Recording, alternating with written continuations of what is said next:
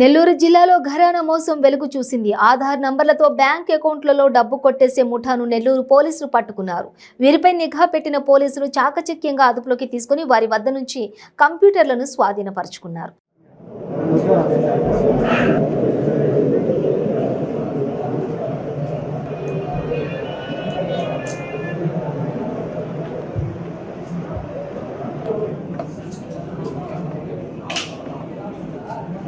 నేరం గురించి కోసం ప్రెస్ మీట్ పెట్టడం జరిగింది.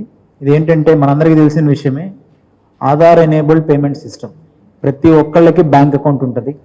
ఆ బ్యాంక్ అకౌంట్కి సంబంధించి ఆధార్ కార్డు లింకప్ చేస్తాం. మనం బ్యాంక్ అకౌంట్కి ఆధార్ లింక్ చేసుకోమని చెప్తాం.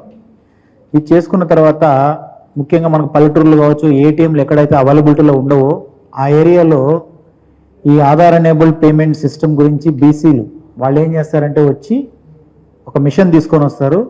వాళ్ళ వేలుముద్ర తీసుకొని 100 రూపాయల నుంచి 10,000 వరకు, మాక్సిమం నుండి 10,000 వరకు వాళ్ళ అకౌంట్లో ఉంటే డబ్బులు చేతికి ఇచ్చేస్తారు. వాళ్ళు ఈ ఫింగర్ కావాల్సింది రెండే, మన వేలుముద్ర అండ్ దెన్ ఆధార్ కార్డ్. ఈ రెండు ఉంటే దాంట్లో మనం వేలుముద్ర వేసినామంటే వాళ్ళ దగ్గర ఉన్న డబ్బులు మనకి ఇచ్చేస్తారు. మన అకౌంట్ నుంచి ఆటోమేటిక్గా డబ్బులు కట్ అయిపోయి వాళ్ళ వ్యాలెట్లోకి వెళ్ళిపోతుంది. ఇది నార్మల్గా జరిగే పద్ధతి. ఇప్పుడు మనందరికీ తెలిసిన విషయం, పల్లెటూరులలో చాలామంది వాడుకుంటున్నారు 10,000 లిమిట్ వరకు. దీనిపైన ఇప్పుడు దీంట్లో ఆధార్ కార్డు ఉంది, అకౌంట్ నెంబర్ ఉండాలా. ఆధార్ కార్డులో మనకు ఒక ఆప్షన్ ఉంటుంది. ఏముంటుందంటే బయోమెట్రిక్స్ ఉంటాయి ఆధార్ కార్డు అందరికీ.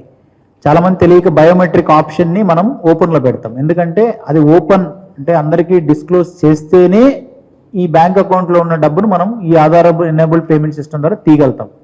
ఎవరైతే దాన్ని బ్లాక్ చేస్తారో వాళ్ళకి ఇది పనిచేయదు, లాక్ అయిపోతుంది. సో లాక్ చేసిన వాళ్ళకి ఈ డబ్బులు రావు అనమాట. సో ఇప్పుడు ఏం చేశారంటే ఈ మనం పట్టుకొచ్చిన ముద్దాయిలు డిఫరెంట్ ప్లేసెస్లో మనం వేలుముద్రలు వాడతాం, అందరం ఎక్కడెక్కడో వాడతాం. అవన్నీ ఫర్ ఎగ్జాంపుల్ ఈ పర్టికులర్ కేసులో రిజిస్ట్రేషన్ డిపార్ట్మెంట్లో కొన్ని వేలుముద్రలు వాడినారు. ఎప్పుడో ఇవన్నీ కొన్ని లీక్ అయినాయి.